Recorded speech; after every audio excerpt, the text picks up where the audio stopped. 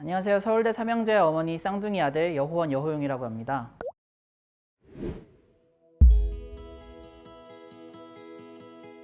네, 안녕하세요. 저는 서울대학교에서 경영학을 전공했고요. 졸업 이후에는 계속해서 교육 서비스 만드는 일을 해왔습니다. 졸업 직후에는 뉴욕에 가서 한 1년 정도 동안 미국 학생들 대상으로 교육 서비스를 만들었고, 얼마 전부터는 회사에서 나와서 직접 창업을 해서 교육 서비스를 운영하는 일을 하고 있습니다.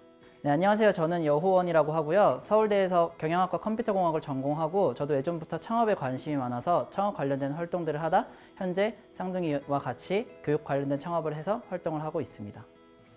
되게 든든한 조력자다, 저는 이렇게 얘기할 수 있을 것 같아요. 저희가 힘든 일이 있을 때라던가 고민이 있을 때, 그리고 기쁜 일이 있을 때 정말 저희를 항상 응원해 주시고, 진짜 실패를 경험해서 안 좋은 우울한 상황에서도 위로해 주시고, 어떤 일이 있어도 우리를 항상 응원해 주는 든든한 지원군. 저는 일단 아버지에게서 배운 점은 당당함과 자신감인 것 같아요. 그러니까 아버지께서 저에게 항상 하시는 말씀이 어디 가서든 기죽지 말고 당당하게 살아라, 이런 말씀을 많이 하셨거든요. 그리고 실제로 저희 아버지 봐도 자아가 되게 강하신 분이에요. 진짜 어디 가서든 기 안 죽으시는 분이거든요. 그러니까 그런 말씀을 하시고 실제로 아버지께서 그런 모습으로 살아가시는 게 저희에게 있어서도 되게 큰 영향을 줘서, 사실 저희가 되게 그 자신감이 좀 넘치는 편이거든요. 그래서 그런 영향을 주셨던 것 같고, 그리고 어머니에게 배운 점은 부지런함과 정성이라고 생각합니다. 저는 정말 그 어머니께서 뭐 하나 대충 하시는 거를 진짜 단 한 번도 본 적이 없어요, 살면서. 항상 모든 일에 엄청난 정성을 기울이시거든요. 그렇게 부지런하게 모든 일에 정성을 쏟으시는 모습을 보면서 저희도 그런 부분에 영향을 받아서 어떤 일을 하는 데 있어서 대충 하지 않고 잘해야겠다, 열심히 하겠다, 이런 생각을 하게 되었던 것 같습니다. 하고자 하는 일에는 방법이 보이고 하기 싫은 일에는 변명이 보인다. 저희가 이제 살다 보면은 뭔가 뭐 방황할 때도 있고, 그다음에 뭔가 내가 하겠다라고 열심히 막 포부를 내비쳐 놓고 뭐 좀 하다가 또 그러니까 시들시들해지는 경우도 있고, 그럴 때마다 이제 어머니가 항상 이 말씀을 해주시더라고요. 그래가지고 너가 과연 진짜 이 일을 하고 싶어서 하는 건지, 하기 싫은데 변명을 하는 건지 잘 생각해봐라. 근데 저는 이게 제가 학창 시절에 공부를 하는 과정에 있어서도 그랬고, 그 일을 하는 과정에 있어서도 그랬고, 내가 뭔가 하려고 한다던가 하지 않으려고 한다던가 했을 때 삶의 결정을 할 수 있는 되게 중요한 그 말이 되었던 것 같습니다. 중학교 3학년 때 아버지께서 저에게 어떤 일을 하고 싶은지 물어보셨어요. 그래서 제가 그때 그냥 하고 싶었던 것들 그냥 생각나는 대로 얘기를 했거든요. 근데 아버지께서 딱 그런 말씀 하시는 거예요.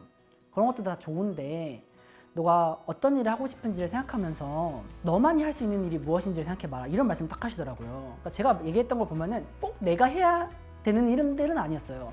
뭐 내가 하지 않아도 충분히 그걸 잘하는 다른 사람들도 많이 있는 그런 류의 일들을 하고 싶어 했었는데, 아버지께서 좀 더 의미 있게 살려면은 과연 너만이 할 수 있는 일이 무엇인가, 너가 더 잘할 수 있는 일이 무엇인가, 이걸 생각해봤으면 좋겠다는 말씀을 하셨거든요. 저는 그 나이에 그게 되게 크게 공감이 됐어요. 그래서 그때부터 정말 내가 이 사회에서 나만이 할 수 있는 의미 있는 일은 무엇인가, 이런 관점으로 꿈에 대해서 생각하게 되었던 것 같습니다. 그리고 그게 지금까지도 영향을 미쳐서 제가 지금 하고 싶은 일이 생겼고 그거를 추구해 오고 있거든요. 그래서 그 말씀이 저는 되게 큰 영향을 줬던 말씀이라고 생각합니다.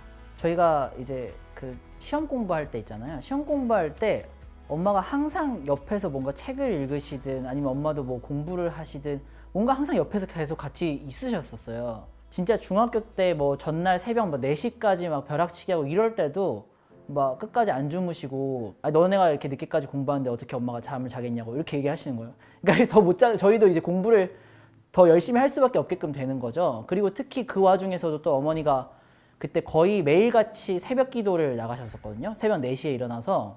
그러니까 그런 모습들을 보면서 엄마가 저렇게까지 헌신해서 하는데 우리가 잘 해야겠다, 이런 생각들이 들었던 것 같아요. 그래서 그런 것들이 저희가 그래도 열심히 공부하고 보답해야겠다, 이런 마음을 들게 만들지 않았나 싶습니다. 저희 고등학교 때 가족 그 네이버 밴드가 있었어요.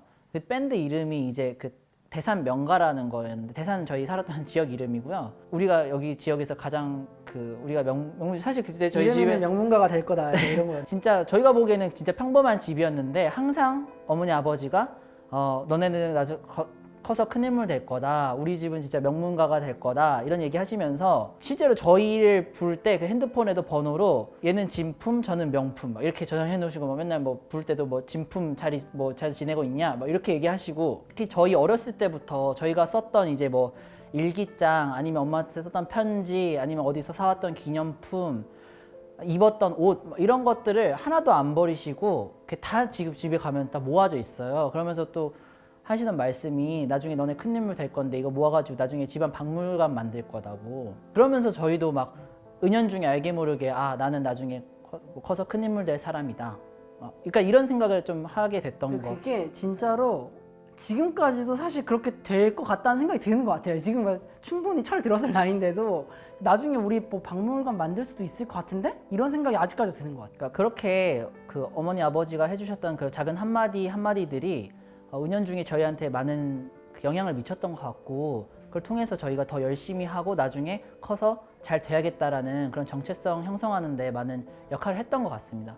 첫 번째로는 해야 할 걸 끝내고 놀기, 그리고 두 번째로는 뭘 하든지 간에 계획 세우기. 이렇게 사실 어린 나이에는 당연히 먼저 놀고 싶잖아요. 근데 그런 것들이 잘 자제가 안 되는데 항상 그런 부분은 약간의 이제 좀 강제성을 가지고 무조건 할 거는 끝내고 놀아라, 이걸 되게 습관화시키셨어요. 근데 처음에는 그게 힘들어도 하다 보니까 그냥 그건 당연하다고 이게 받아들여지더라고요. 그래서 그 다음부터는 그게 습관이 돼서 무조건 할 일과 놀 일이 있으면은 무조건 할 일을 먼저 끝내고 노는 이제 그 습관이 생기게 됐고, 그게 나중에 도움이 많이 됐던 것 같고요. 두 번째로 이제 계획을 세워서 하는 건데요. 이제 학교에서 시험 공부를 하든 아니면 방학 때 어떤 생활 계획을 잡든 저는 항상 뭔가 어떤 텀이니까 기간이 시작되면은 항상 계획을 세웠던 것 같아요. 이러한 것들을 나는 하려고 하는데, 그랬을 때는 뭐를 먼저 하고 뭐를 언제 하고 그 다음에 이걸 끝낸 다음에 이걸 하고, 이런 식으로 계획을 세우게 항상 시키셨어요. 근데 그런 부분들이 습관화가 됐고, 그게 공부를 하면서나 아니면 나중에 성인이 되고 나서 사회생활을 하면서도 되게 큰 도움이 되었던 것 같습니다.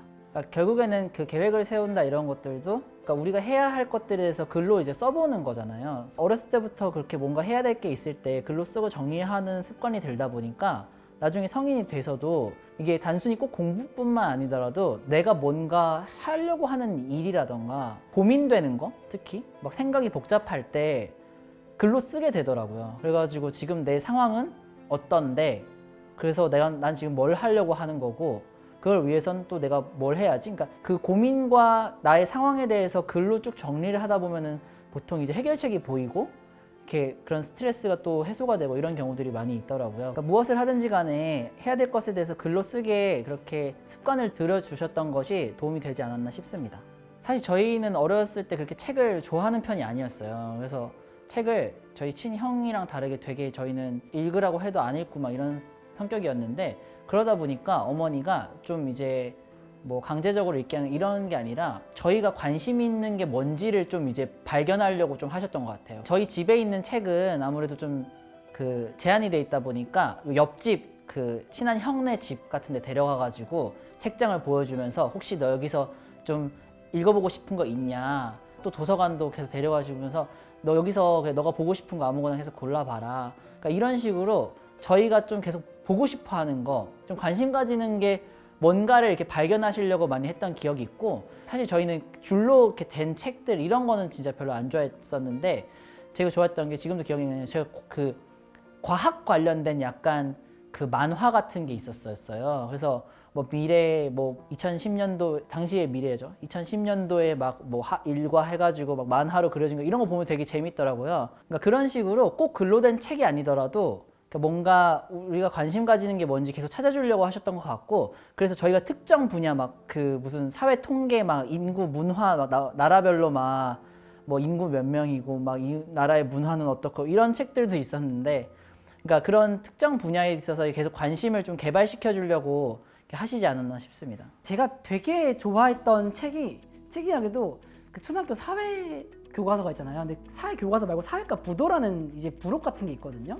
근데 거기 보면은 이제 우리나라 막 지도 나오고 지역별 특산물 나오고 인구 나오고 막 인구 구조 나오고 이런 사회과 부도라는 책이 있어요. 근데 저는 그 사회과 부도 책이 너무 재밌어가지고 정말 거짓말 안 하고 이제 10번 이상 돌려봤던 것 같아요.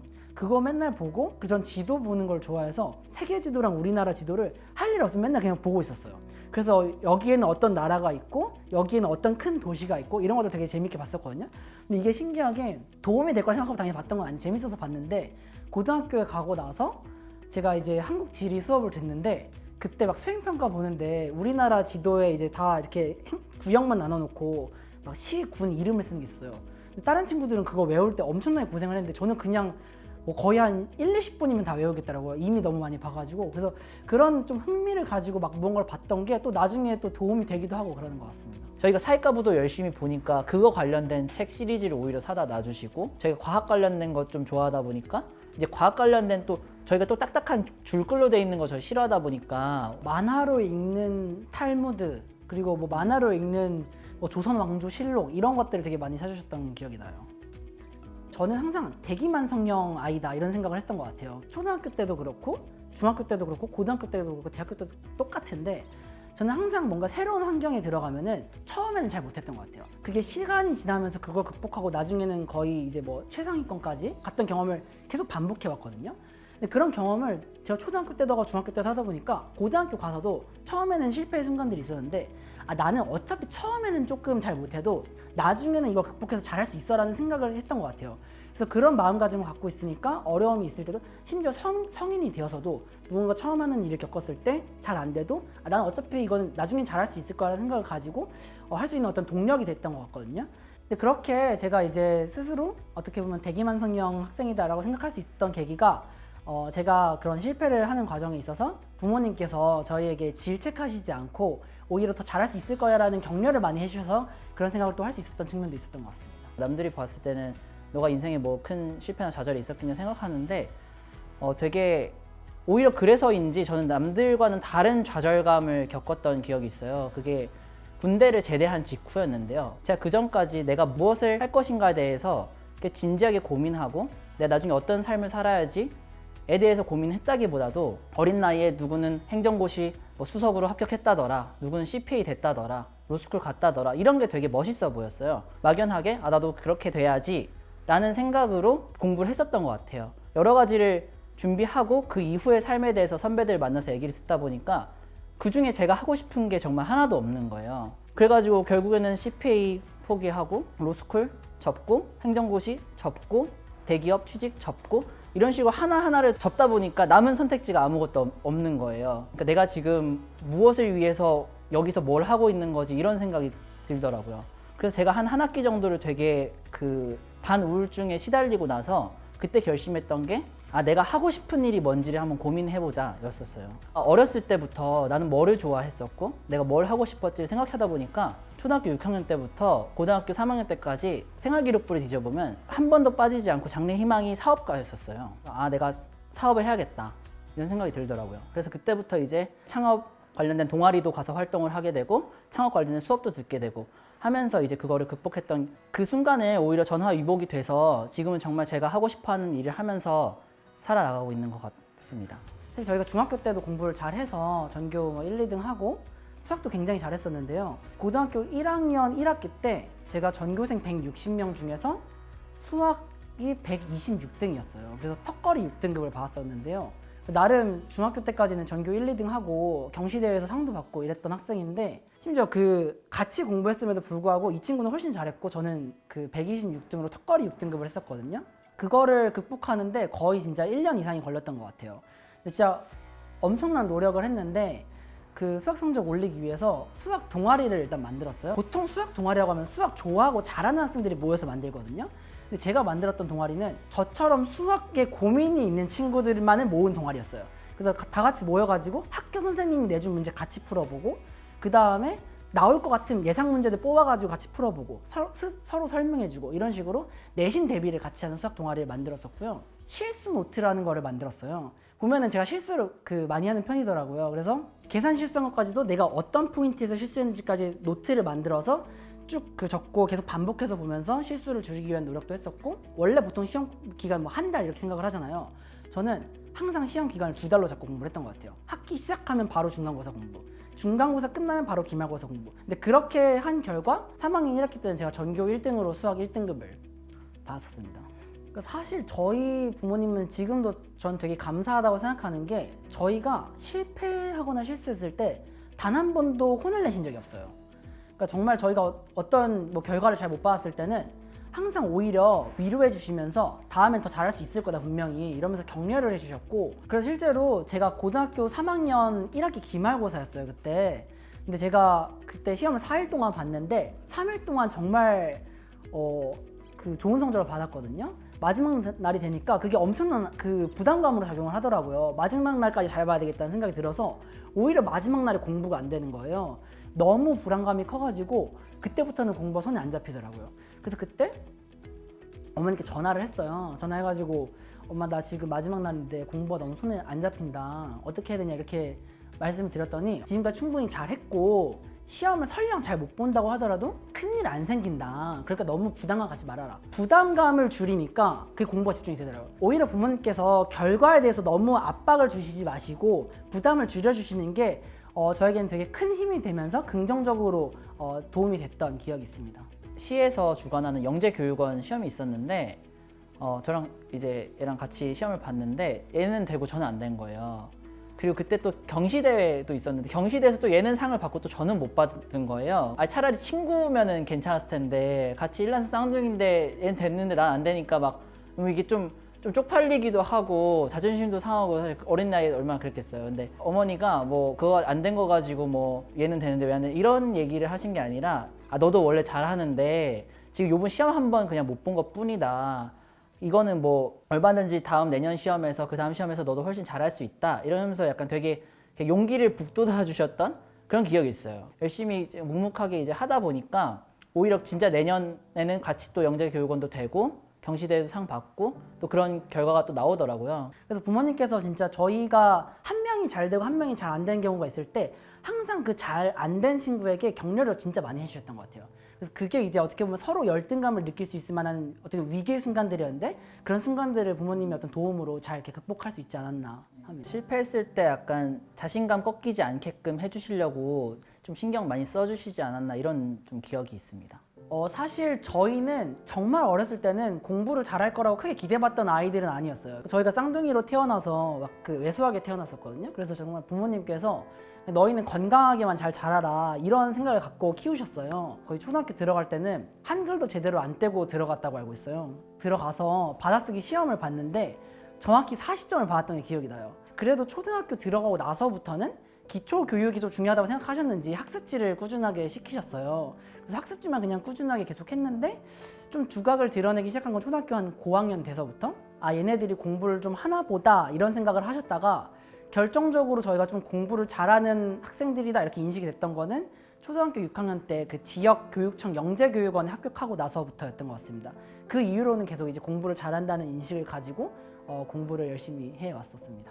공부를 잘하고 싶은 마음이 드는 게 가장 중요하다고 생각을 해요. 잘하고 싶어도 사실 잘하기 어려운 게 공부인데 잘하고 싶은 마음이 없다면 사실 잘한다는 거는 말이 안 된다고 일단 생각을 하거든요. 근데 사실 공부를 잘하고 싶은 마음이 든다는 건 결국 저는 성취감이라고 생각을 해요.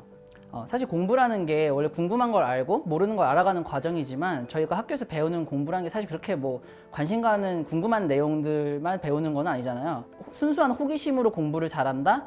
라는 거는 무리가 있다고 생각하고 결국은 공부를 잘하고 싶은 마음이라는 거는 그 안에서 내가 뭔가 도전했을 때 결과를 통해 얻게 되는 성취감 같은 걸 느꼈을 때 결국은 내가 거기서 쾌감을 얻고 내가 계속 이걸 잘하고 싶다는 마음이 드는 거라고 생각하거든요. 내가 하면은 할 수 있다라는 자신감? 그러니까 공부를 해도 안 돼 이런 생각을 갖고 있는 게 아니라 나는 하면은 할 수 있는 사람이야 이런 생각을 갖고 있는 게 첫 번째라고 생각을 하고 공부가 적어도 조금이라도 머릿속으로라도 왜 필요한지에 대해서는 이해하고 인정하는 게 필요하다고 생각을 해요. 내가 인생에도 도움 안 되는 것 같고 왜 하는지도 모르겠고 이러면은 공부 당연히 하고 싶지도 않고 잘하기도 어렵잖아요. 그래서 공부에 대한 그런 긍정적인 태도를 형성하는 거 이게 공부를 잘하는 데 있어서 첫 번째 그 중요한 포인트라고 생각을 하고요. 자신에게 맞는 공부 방법을 알아가는 게 중요하다고 생각을 해요. 그러니까 사실 공부를 잘했던 그 사람들을 보면은 모두가 똑같은 방법으로 공부한 게 아니에요. 요새 막 MBTI 이런 거 많이 하잖아요. 그래서 MBTI 보면은 16가지 성향으로 사람들이 분류를 하는데 사실 공부에 있어서도 사람들마다 성향이 다 다르거든요. 나는 선행 진도를 나가야 되는 건가 아니면 심화를 해야 되는 건가 이런 고민이 될 수도 있고 계획은 날마다 세우는 게 맞는지 아니면 일주일에 한 번씩 세우는 게 맞는지 이런 고민들이 될 수도 있잖아요. 근데 거기에는 정답이 있는 게 아니거든요.